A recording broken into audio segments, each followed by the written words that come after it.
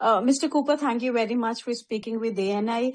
Sir, I'll begin by asking you, how do you describe the current West Asia situation, and in light of the current escalation, and given your expertise in aerial warfare, how do you assess the effectiveness of US-Israeli air superiority so far and also Iranian retaliation? Thank you very much for inviting me. Nice to be with you. As for how do I assess this war, it's a stupid war, launched by Israel actually, which subverted the White House into doing part of the job for it, at least supporting it with plenty of its own firepower and aerial tank aircraft and bases.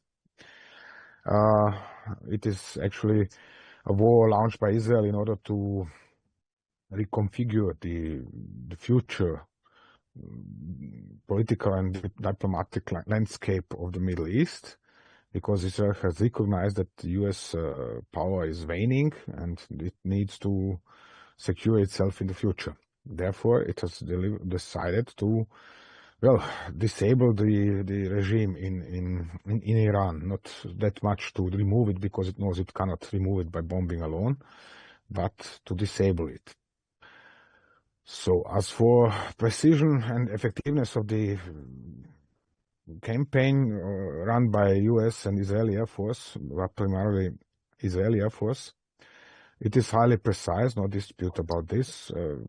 One can discuss certain of its aspects, like the fact that meanwhile the Israelis are primarily targeting even single Basiji guards at the entrance to their bases, not only top commanders or IRGC judges or intelligence system, but I said even single soldiers. On the other hand, because they're doing so because they have figured out they cannot destroy those huge underground military facilities the Iranians have constructed over the last 20 years. They cannot reach them because their bunker buster bombs cannot penetrate deep enough to destroy these facilities.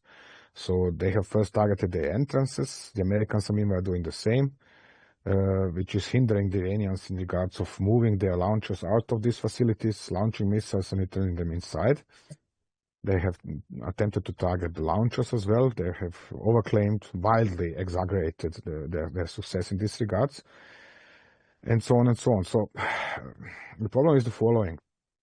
Meanwhile, the Israelis and Americans are lying so much, and I mean professional military sources in Israel and in the United States are lying so much that even the IRGC is more dependable, which is absurd. More dependable in regards what is it doing, what kind of losses it is suffering, and so on. The IRGC, for example, is always reporting every single of its top commanders killed.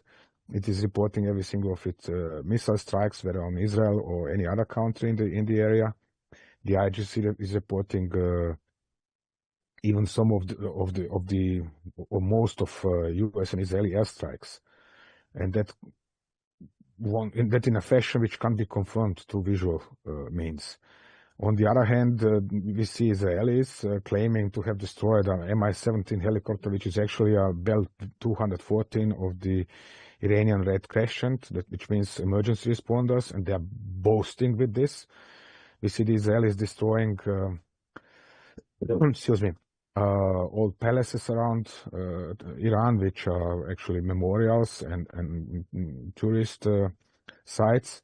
We see them damaging over 150 hospitals or hitting over 150 hospitals and medical facilities around Iran. We see them killing, who knows, over 1,500 civilians, as far as I know, the last in a matter of 2 weeks, and so on and so on. So, and then we see the Israelis striking, doing such nonsensical things like striking South Pars gas field, or the Iranian side of the Pars gas field, which is absolutely mindless, because of course this is provoking Iran into striking back upon similar facilities in Qatar. And as you know, in India, not only India, but plenty of other countries are heavily dependable on sourcing their gas from Qatar, and not only gas, but also fertilizers for production of food. So it is absolutely mindless, psychopathic attack aiming to destroy everything there is to destroy in Iran, while knowing this is not going to affect a downfall of the IRGC regime.